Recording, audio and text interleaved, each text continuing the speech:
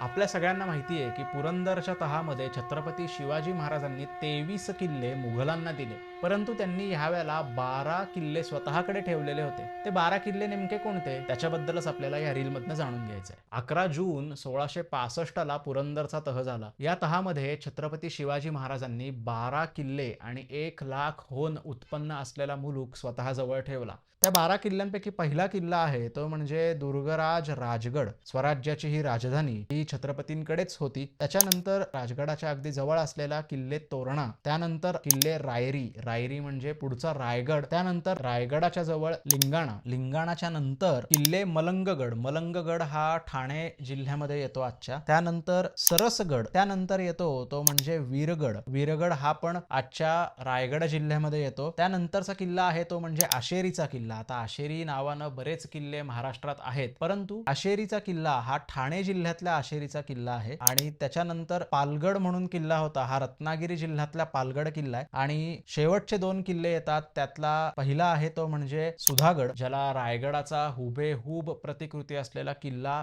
असं सुद्धा आपण आज ओळखतो. आणि त्याच्यानंतर शेवटचा आहे तो म्हणजे कुमारीगड, हा कुमारीगड पुणे जिल्ह्यामध्ये येतो. तर छत्रपतींनी हे 12 किल्ले स्वतःकडे ठेवले. तुम्हाला काय वाटतं, छत्रपतींनी पुरंदरचा तह करून स्वराज्य एका अर्थानं कसं राखलं आणि त्यांची ही डिफेन्सिव्ह स्ट्रॅटेजी कशा पद्धतीनं आज सुद्धा उपयुक्त आहे, हे मला कमेंट्समध्ये नक्की कळवा. धन्यवाद.